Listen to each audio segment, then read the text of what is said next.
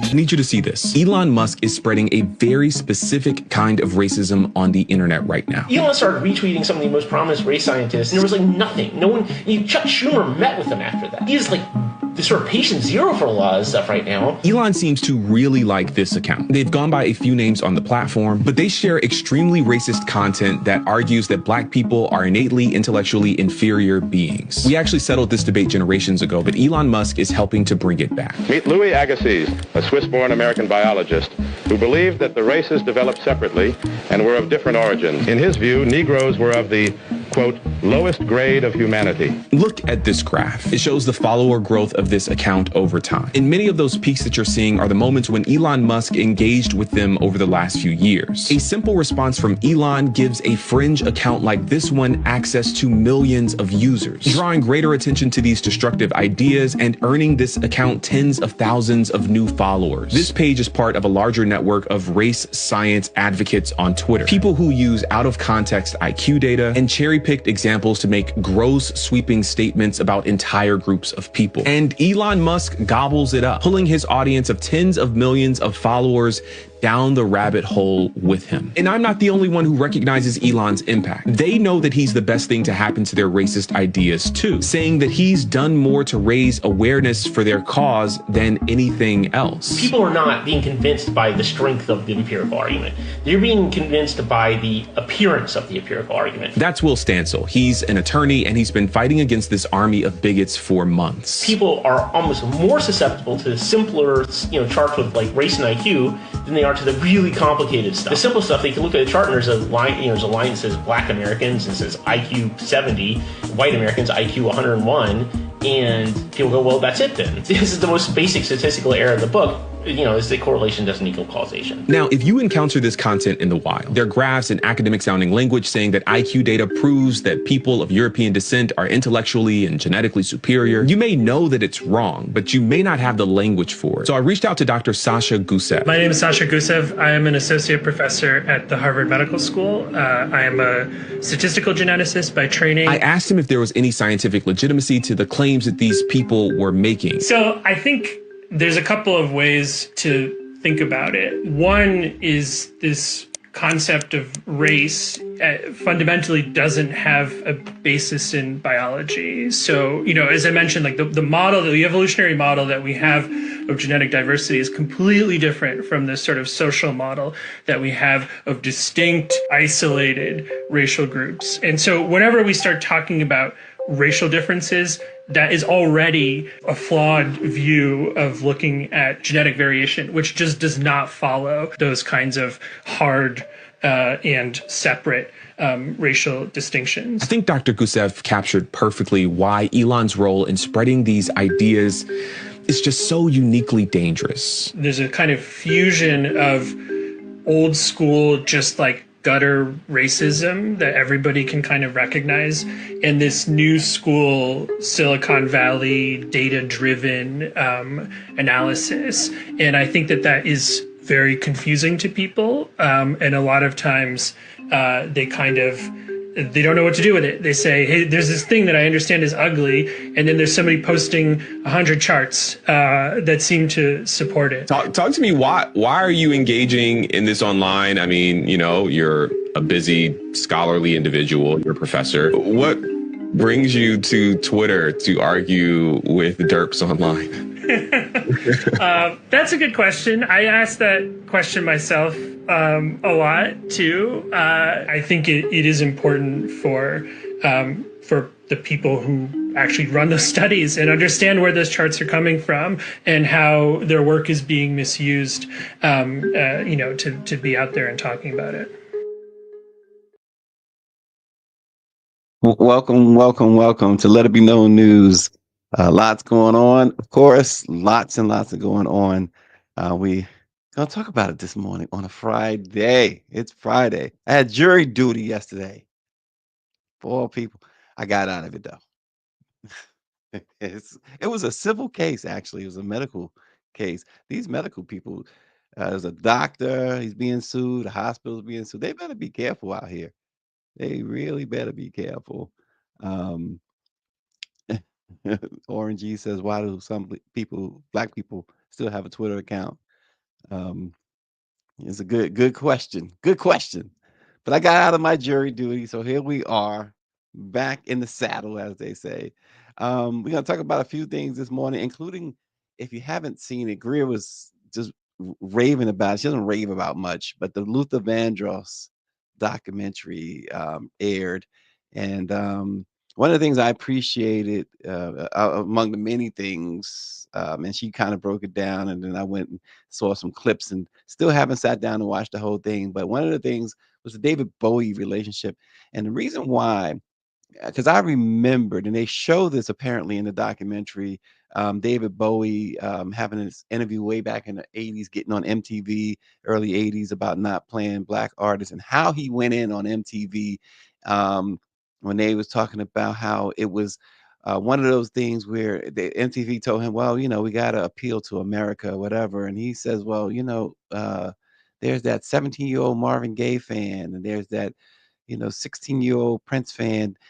Aren't they American? Isn't that America? I mean, David Bowie was something else.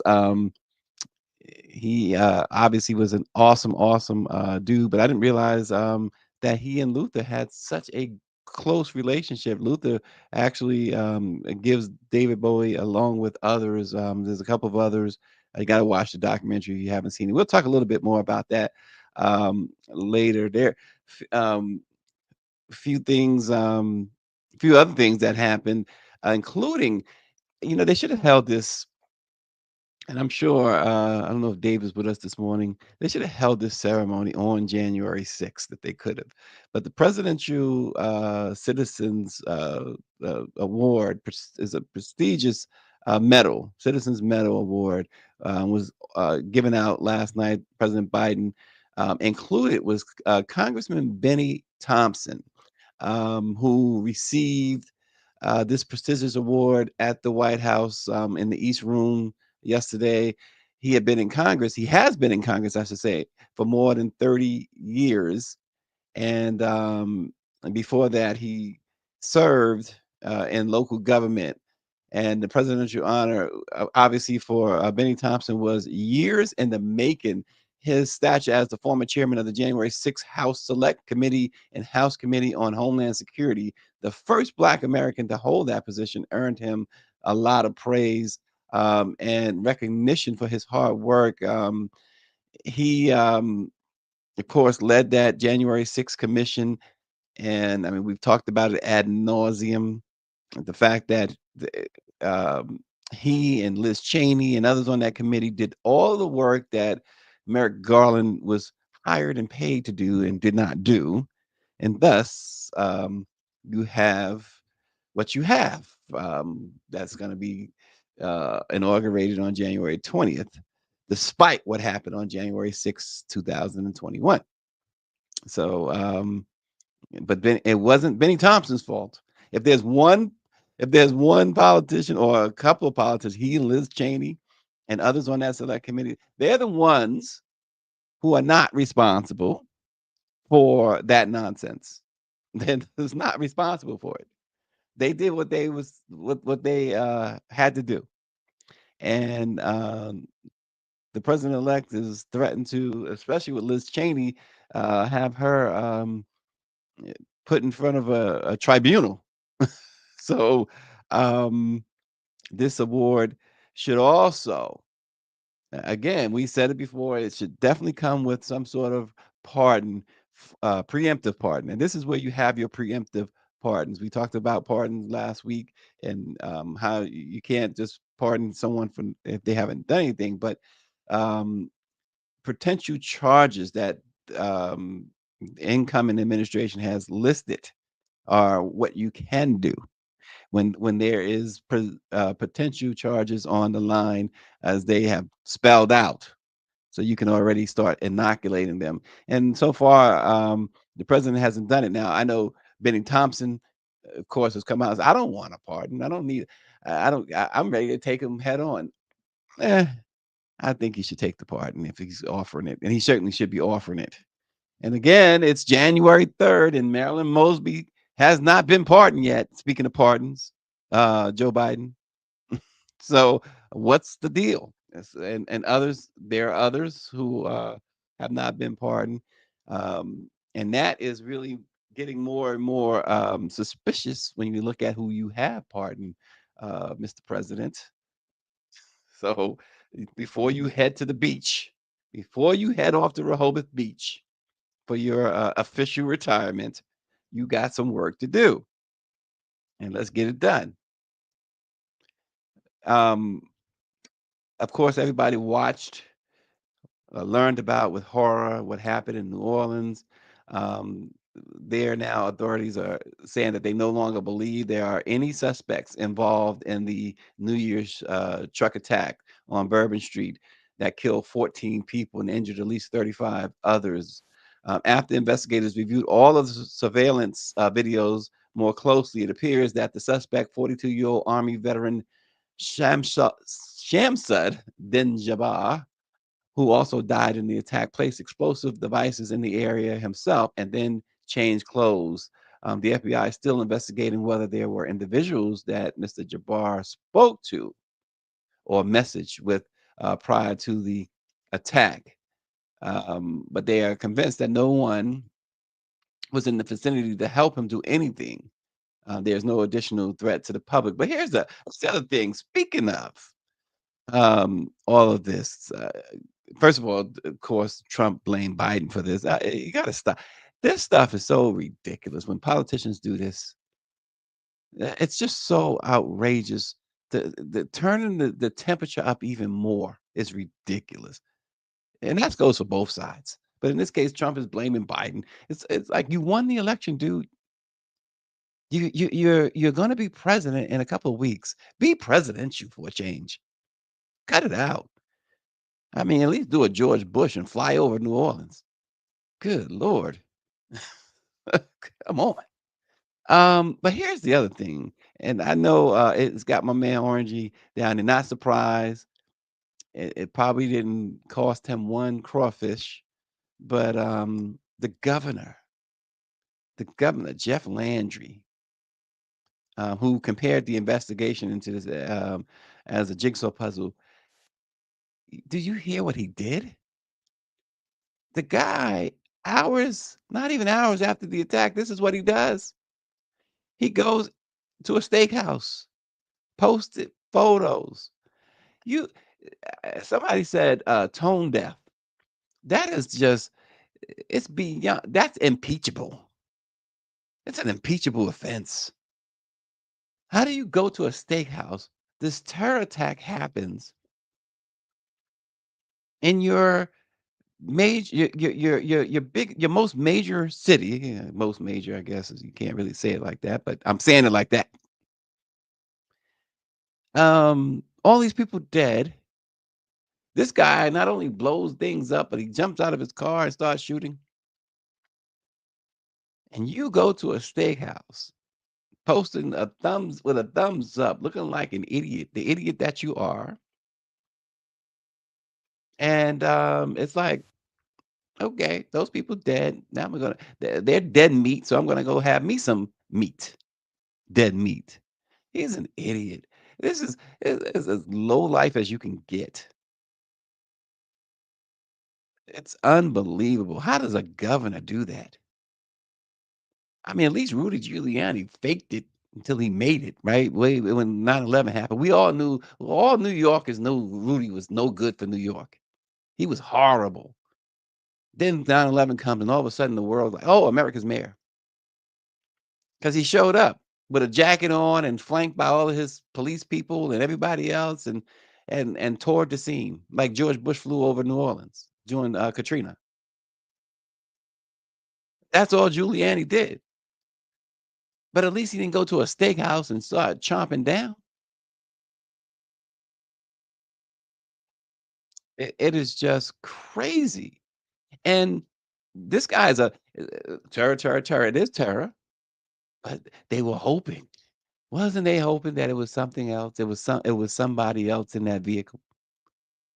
This was a military person. Same thing apparently in Las Vegas. Now they said they had no connect. They don't believe it was connected. What happened in Las Vegas with the Tesla truck blowing up in front of Trump's hotel there, but both military personnel. This is what Angela Connolly is writing, and people act like they can't understand how two of our own military personnel could take up with an ISIS terrorist group. Trump is the ringleader of January 6th, and he still gives comfort aid to insurrectionists. I mean, that was just incredible. And the good thing, so one thing to know about Trump Tower, it's a good thing that happened. If it was going to happen, and this is nothing against Trump whatsoever. Hear me out. It's a good thing it happened there. You know why? Because Trump Tower in Vegas. If you haven't been to Vegas, you know the Strip. It's got Caesar's Palace and the Venetian and all of these grand hotels. The Trump Tower, of course, is a Trump Hotel is also another grand one. Um, but it's way down the strip and almost to itself. And perhaps that is why that was able to happen the way it did, because you actually can drive up to the Trump International. You can drive up to the other hotels, but you got to go through all like a jigsaw. I hate to use that word since this idiot governor used it. Um, but the Trump International is all the way down the strip, and it's really not even. It's considered the strip, but it's way out. And so, because it happened there, it probably spared some lives. Um, and by the way, I'm gonna give it credit. If you've ever, I've never stayed there. I visited someone there. It's an amazing hotel. I mean, you got the marble floors in every room. You got the the bathtub with jacuzzi, and it's big, and it got the shower, and it's every room. If it's you have like two bathrooms, and if you ever go to a hotel and you go with a family, you would love to go to a hotel that has two bathrooms. So, but it's a beautiful place. It really is. The Trump International. This is an absolutely beautiful place. But they saying it's not connected to New Orleans though, at all. But both individuals involved, to Angela Connolly's point, military personnel. This guy in New Orleans drove from Houston, posted several videos online proclaiming his support for ISIS. It's so interesting, um, because I didn't, you rarely hear of ISIS anymore. But with like everything else, so everything's being recycled, right? And things are so out of control. In Queens, the nightclub shooting, um, it's just everything. Eh, January 1st, everything blew up. It's like a precursor of what's to come. Look at what South Korea. I think they hunting down the president. They trying to arrest the president in South Korea. There's some other incidents that went on. And she says, "Well, what Trixie says it's like the third mass killing in a few days." And this is what I'm saying. This is all. It all fits in with the U.S.'s November election. It all fits in, and the thing, and this is why when you say when you start as president-elect start blaming the sitting president for a terrorist act, you got to tamp it down. You have to, yeah, explosion in Ghana. You got to tamp down this rhetoric, but they're not going to do it. There's come on, and look, Biden. At this point, you got to look at the guy as a feeble old man. Leave him alone. Just let him go off into the sunset.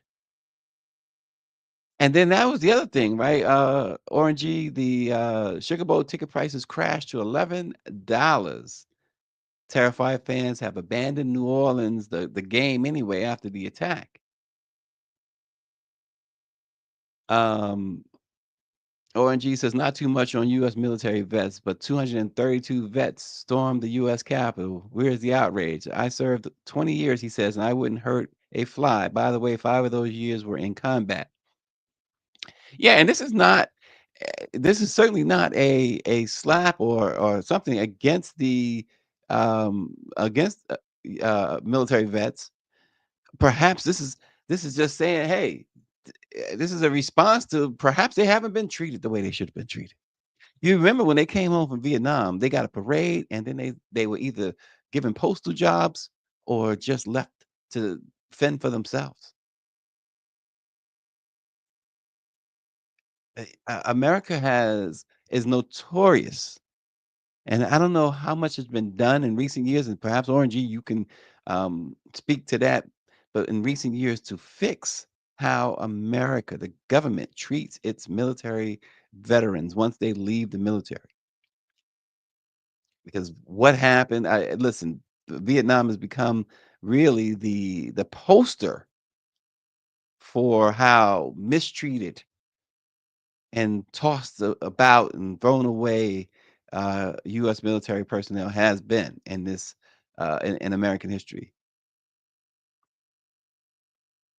Trixie says her question is: the military is supposed to be ran by the president, right? He's the commander in chief. Yes, maybe they don't want to work for Trump again. Mm. I would imagine that when a new president comes in, especially one that they have known things about, have had experience with, folks, and actually, this is the first time we've had such a thing happen, right? Where someone who was voted out was ultimately voted back in 4 years later. But nonetheless, there are presidents who take office who you have personnel who say, I don't want to work for this guy. I don't want to be um,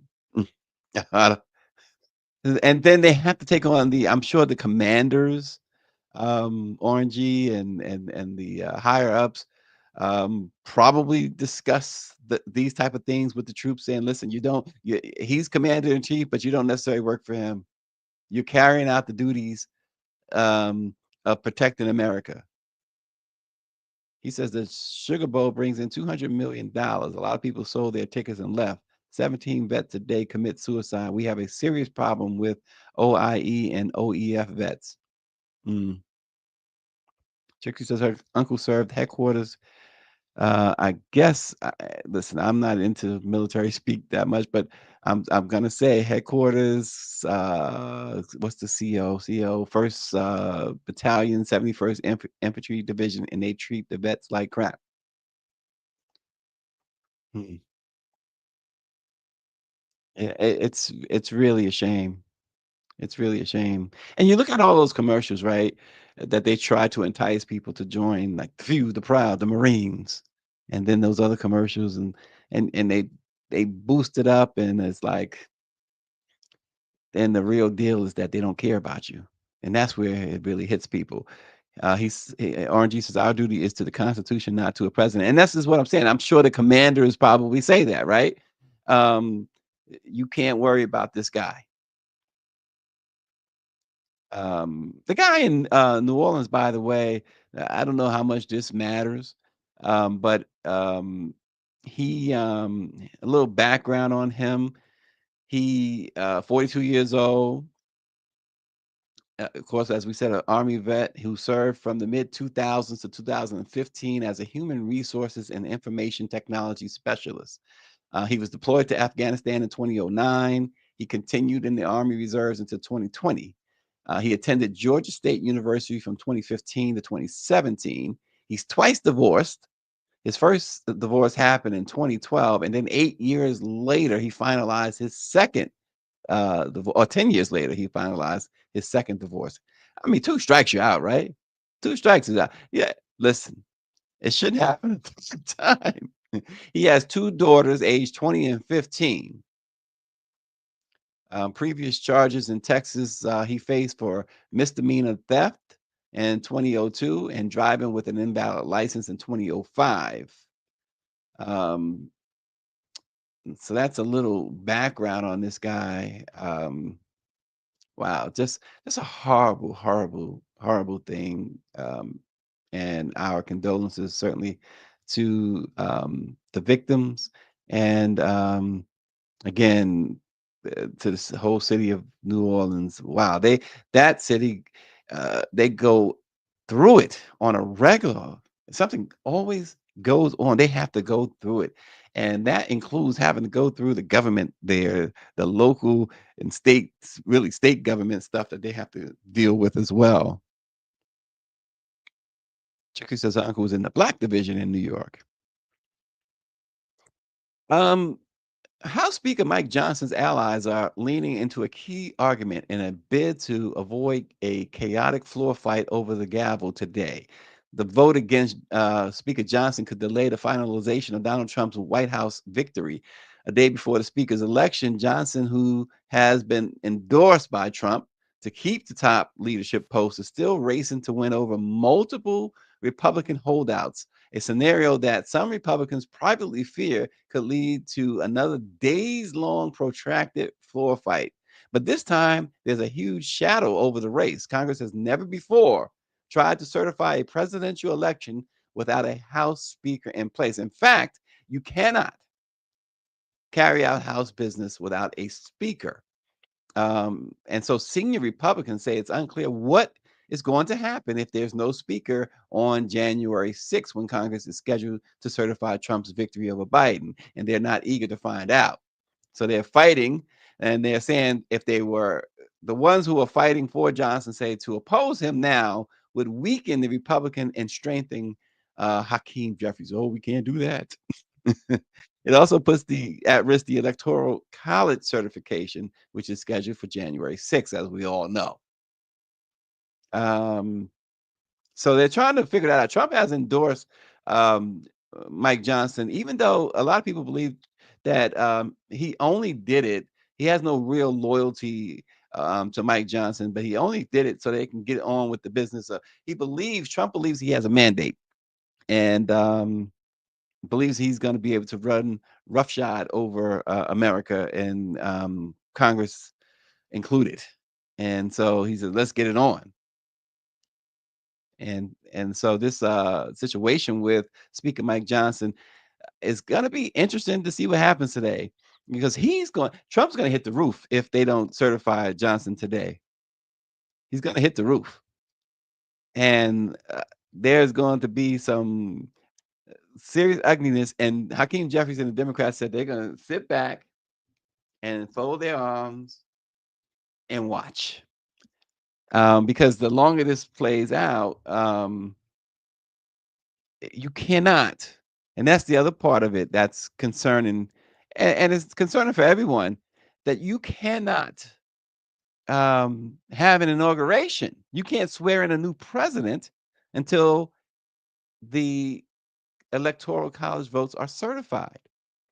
And so if they drag this out, Sleepy Joe could could be president on January 20th still, and beyond if they drag it out. But I would imagine somebody in that Republican Party, or somebody beholden to Trump, is simply going to say, listen, guys, we don't want this Biden in power one more day than he has to, one more second than he has to be in power. I saw an amazingly great idea that someone floated on social media, and very sound. You can't go by stuff you see on social media, but this was very sound argument that they made, in which to upset the certification process and everything else, and more importantly, to upset Donald Trump, Biden. And we've heard about him, people calling for him to step aside. I know during the campaign, Austin was like, he should step down and let Kamala Harris be president. And there's a suggestion that he could step down on January the 6th, that morning, or January 5th, the day before, and name Kamala Harris president. which would be interesting for a lot of reasons. But one reason that this particular individual posted was because all of the merchandise. The Trump folks have Trump himself has profited so much off of the White House already, and with the number 47, and she would become the 47th president, even if for a couple of weeks, which would invalidate all of his all of his merchandise that he's been selling with number 47 on it.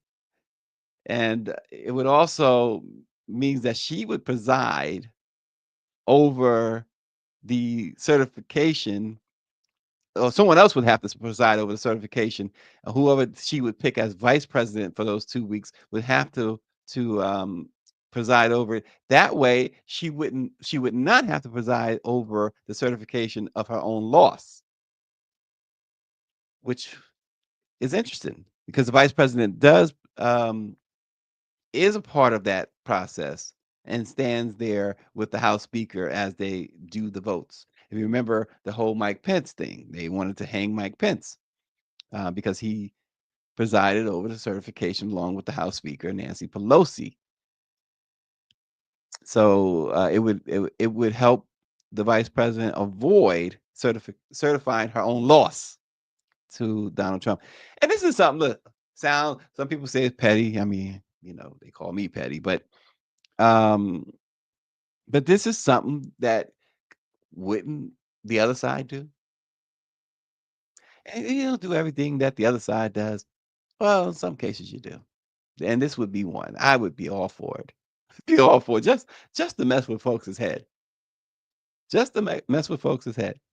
And so why not? Why not? What do you got to lose? I mean, you lost. It's over with.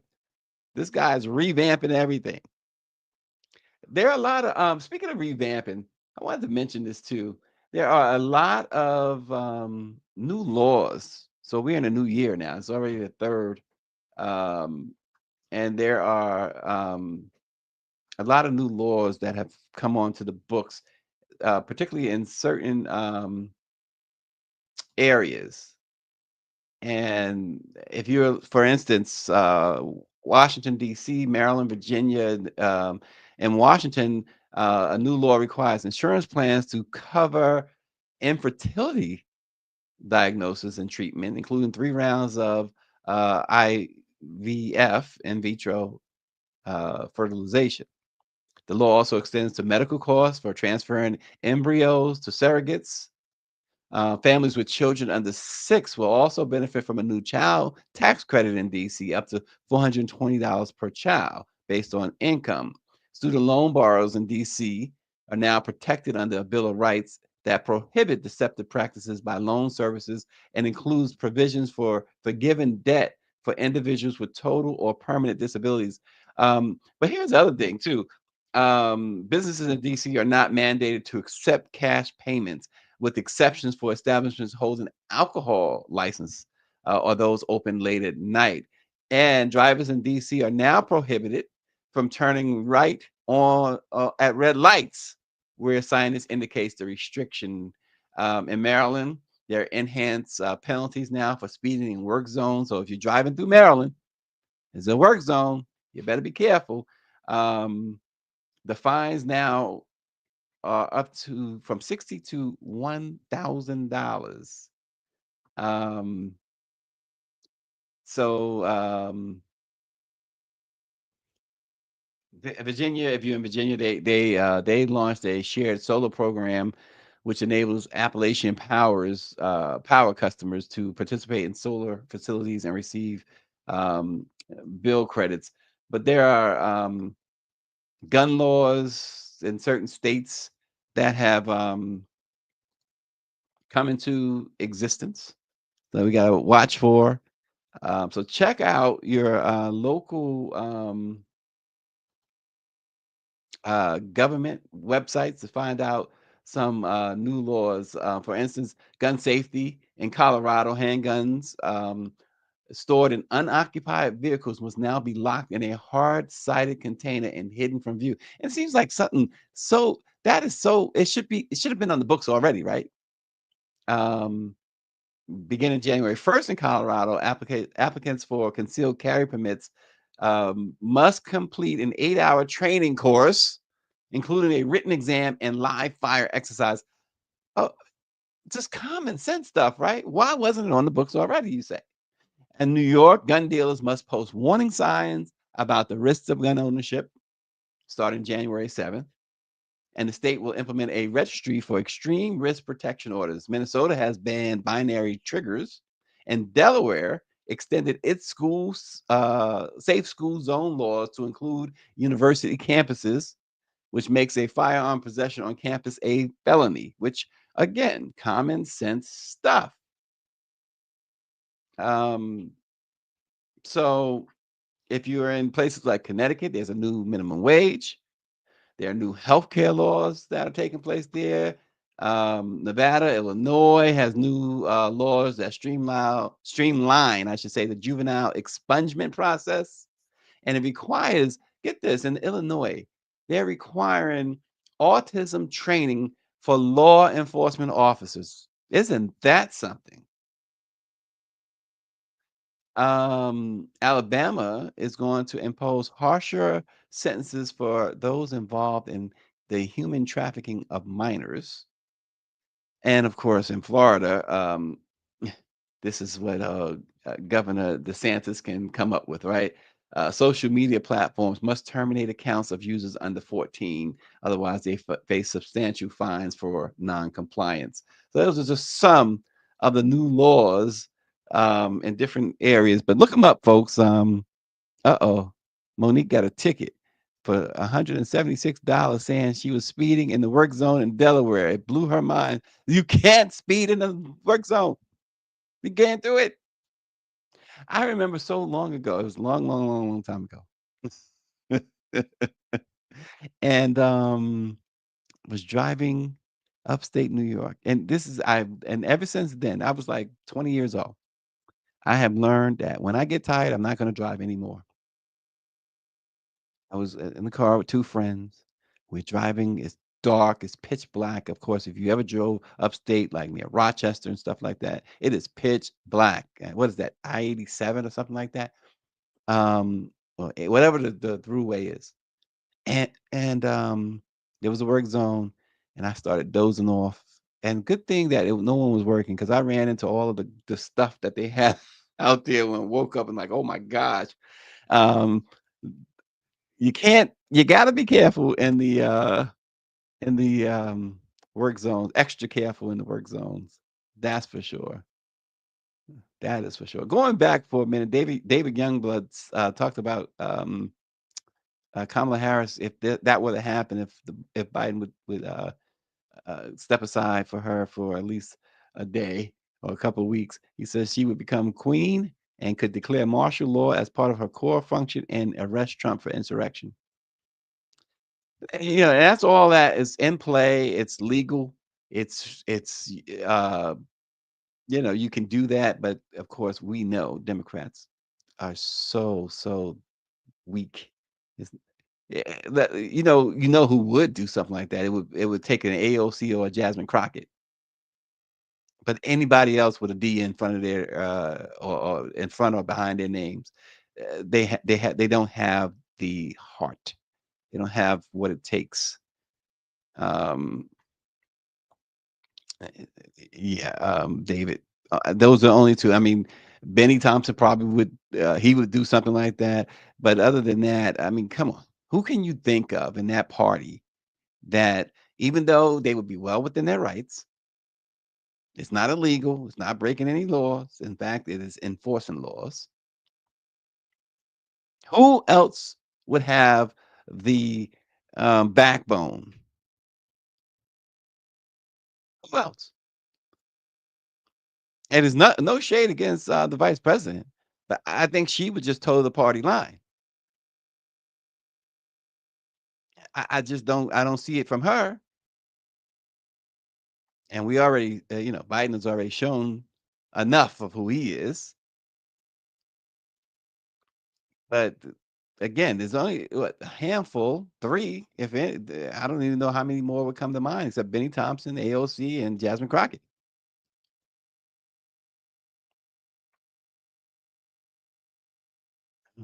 They're talking about pets and stuff on the in the comments here. Apparently, Trixie and Michelle have some thoughts on that. And David Youngblood, exactly. David Youngblood says Trump will absolutely do something exactly like that. Absolutely. There's no question. Listen, not just Trump. You can run off a list of Republicans who would do that. A list. They don't listen. They take no prisoners. No holds barred with those guys. You go into a wrestling match with them, they bringing out the steel cage. It's just the way it is. Whether you're a Republican, Democrat, or independent, or whatever, or like me, could care less about any of them. You got to respect the fact, I don't know if respect is the right word, but you got to understand the fact that they're just not going to play when it comes to certain things. They're just going to just go for the throat, go for the jugular. This is what they do. We've seen it. They built it up. You watch as they instilled all these voter suppression laws. Oh, they took away people's rights right in front of your face. It's like, I had an editor before Mimi at the Washington Informer. Her name was in fact, her name was Denise Barnes, the same as the publisher's name. And one of her favorite sayings, I can show you better than I can tell you. And this is what Republicans have been doing. And it's like Dr. Evil, right? You come across something in your mind that you want to get done, as evil as it is, and you know that you're going to get pushed back, and you know there's going to be some you know real blowback, and people are going to go off on you and stuff, but you in that basement like James Wright. You're in that basement, and you continue to um mold this evilness and continue to work on this evilness that you're going to unleash eventually. And you do it. You eventually do it, and you're like, I don't care. I don't care. And you worked all these years. It's like Roe v. Wade. They worked on that since they implemented Roe v. Wade. They were in the basement with the evil, and once they implement, people, oh my God, you can't do it. It's done. It's done. In the meantime, you got other, because you recognize, like Donald Trump recognized, there's a lot of evil in this country. There's a lot of nastiness. He loves to use the word nasty.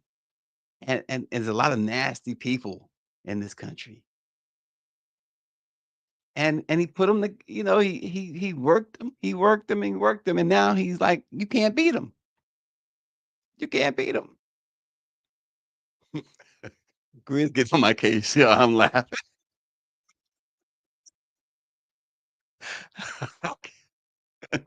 And so that's what we got. That is what we got here. And so if you got to fight fire with fire, is you cannot. People say you can't. You got to use water for fire. That's the problem. The Democrats been using the same old water for a long time. They better buy some instead of the No Frills brand of, I got like this signature brand of water, probably like 50 cents. You got to get some Evian or something. I mean, this is the water of flowers, by the way. I ain't drinking no cheap stuff like this.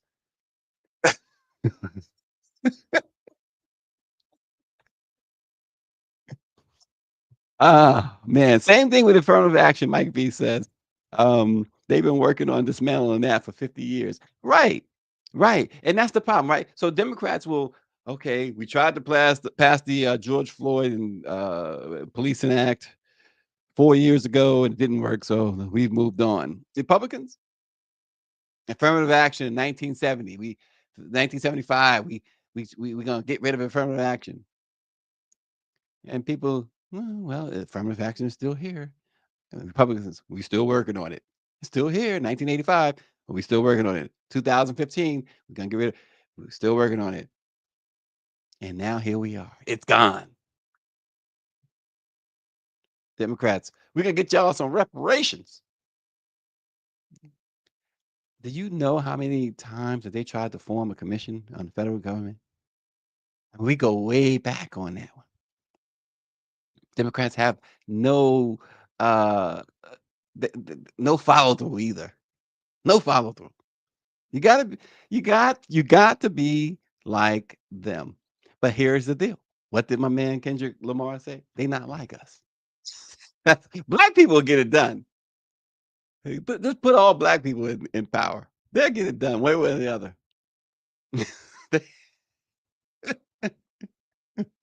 It's terrible. ONG says, in order to fight fire with fire, you must bring fire. We have fighters bringing kneeling, singing, and marching. I am bringing the spirit of the Mandingo warriors when I step out of my element. And I you know what? I believe that. If I'm ever in the foxhole, as they say, that's one dude I want in the foxhole with me. That is definitely one dude I want in the foxhole with me. RG that's a warrior right there. Anyway, it's Friday, and have you seen yet the Luther Vandross documentary that CNN produced? He among the things that it came out with the documentaries that he had a huge fan in none other than David Bowie, who also played a key role in the early start in Luther's early start. Luther's just amazing career. The thing about Luther that I always said, I can't understand how this voice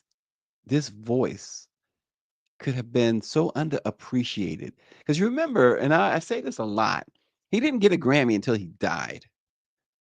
And if there was ever a miscarriage of musical justice, it is Luther Vandross. I remember my greatest Luther Vandross story was, it happened about 1998, I believe. 1998, 1989. 1998, 1999. I believe it was 98. And no, he got a Grammy for Dance with My Father, right? And that was after he died, right? All right, we have to look that up. But nonetheless, I went to this event. I met Luther. In fact, this event was there were so many. It was a celebration of Black music, and the only time I met Stuart Scott from ESPN, he was there as well. It was in Santa Monica, and you had all these. Dionne Warwick was there. It was you had so many celebrities. Johnny Gill, Bobby Brown. I mean, so many was there. Whitney. Everybody was performing. And I happened to have been able to hang out backstage with everyone, Luther and everyone, and folks would go on. They would have their turn to go on and perform in Vogue, whomever. And they did what they did, and it was for a television show. I'm not sure it ever aired, but I have to go back and look. But what would happen is, because it was being pre-recorded for television, they would always do 2 takes. The artist would go out and never nail it because something would happen. Either somebody would be a little off key, or the band would miss a cue, or the director would miss his cut, or whatever. And they would make these artists um, or asked these artists to, okay, let's do a second take. So backstage, hanging out with folks, and it was time for Luther to go on. And I remember chatting with Luther, and it was like people were around. So many, it was like everybody wanted to talk to Luther. And it was these are all celebrities, by the way. And it was Luther's turn, and it was about 15 minutes before it was his turn, and he's like, I gotta go. He goes into his dressing room, I guess, to get himself together, or get, prepare however these musicians prepare. They all got their rituals. And they call him out. And about 5 minutes before he called, I was with a friend of mine, and we were like, let's go out there and sit and watch. So we go out, we leave the backstage area and go and sit. Luther comes out and he does House is Not a Home. And I mean, absolutely lit the place on fire. It's probably about 6,000 people in attendance, if I remember correct, maybe more. It was sold out, whether it was. And I mean, he absolutely destroyed the song as he always does. And of course, because every single artist had to do a double take. And the fans and the other celebrities are, do it again, one more time, one more. Whatever the director would say to the others, okay, once more, once more. And they start chanting, once more, once more, once more, once more. And it's like, nope, it was perfect. And I ran backstage, and everybody's hugging Luther. It was like he won the Super Bowl or something. But what he did was all those great artists that was there. I mean, there was some great ones. What he did was show that, you know what? He was the man. Luther was the man. So there's never too much documentary. I like I said, I gotta watch the entire thing. After hearing from Greer, like I said, I had some jury duty yesterday, and they make you wait. They do this, they do that, and I still didn't get a chance to watch the whole thing. So I started watching clips while I was waiting. Had my little ear plug in and watching on my watching clips from YouTube and stuff. But going back, like Roberta Flack, huge influence. And you remember, a lot of people probably don't remember when Luther was in the group. And this documentary goes into that. Um, and like other great artists who were in groups. I mean, you saw Bobby Brown become a solo act. Many of New Edition, in fact, become solo act. Of course, Michael Jackson left the Jacksons. Luther was with Change. And it's like Teddy was with Harold Melvin and the Blue Notes. And when you hear a Harold Melvin in the Blue Notes song, all you hear is Teddy, really. I mean, that's what, one of their great songs anyway. And so you knew Teddy had to go solo, and you knew Luther had to go solo, and Roberta Flack knew it, and David Bowie knew it. And according to this documentary, Luther's first break in the music business came via David Bowie when he was invited by an old school friend and workshop colleague, a guy named Carlos Alomar, to join him in the studio with David Bowie for the recording of Young Americans. While recording the album, they were in Philadelphia. David Bowie overheard Luther singing, and he was invited to join the backing vocalist on the album. And so Luther talked a bit about it during an appearance once in the Rosie O'Donnell show. And he said, David Bowie discovered me. This is what he told Rosie O'Donnell on her show. He said, accidentally, he discovered me singing in the studio with him. And he went on to explain that he was visiting his friend, singing on a couch, when David Bowie overheard him and was impressed with what he heard. And by that time, he had already worked with, Luther had already worked with Roberta Flack and Donny Hathaway, but he hadn't quite broken through yet. And then it turns out he didn't just sing with David Bowie.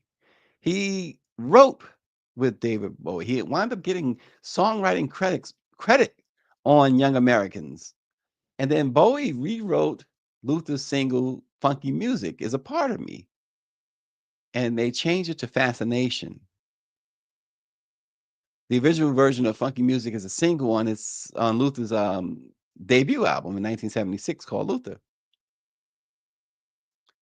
And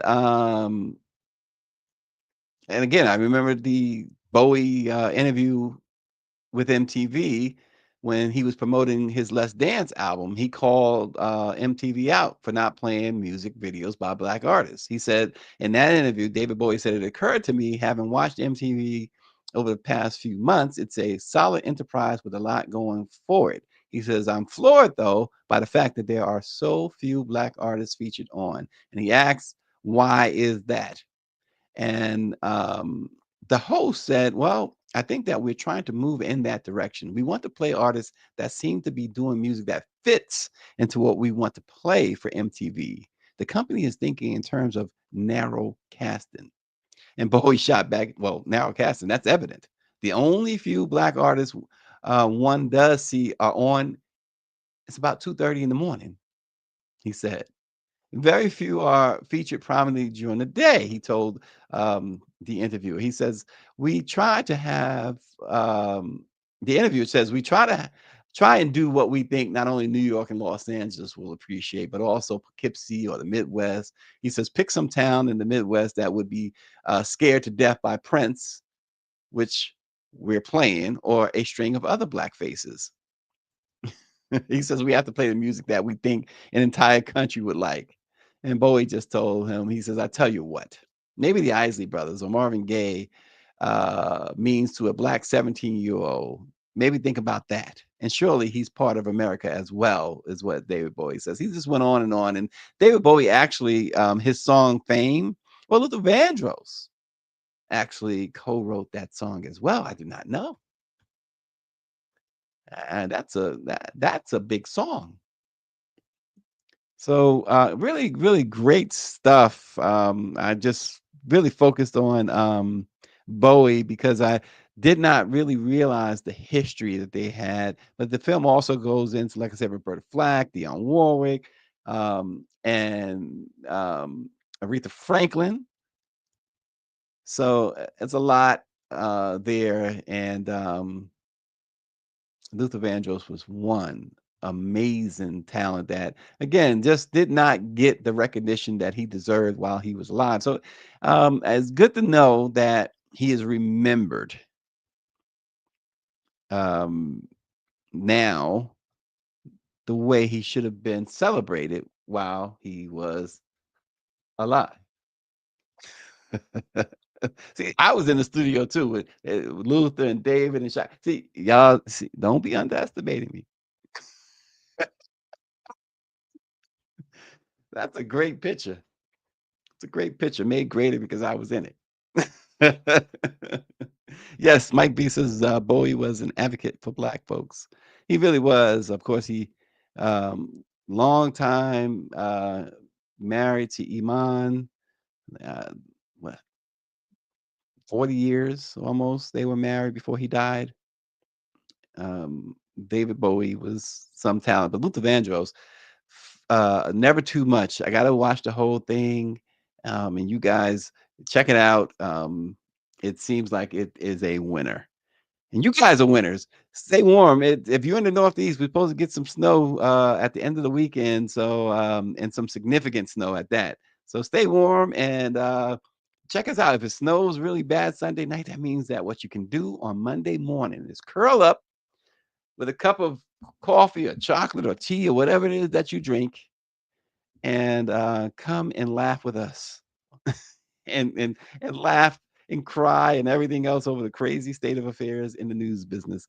We will see you on Monday. Thanks for joining us.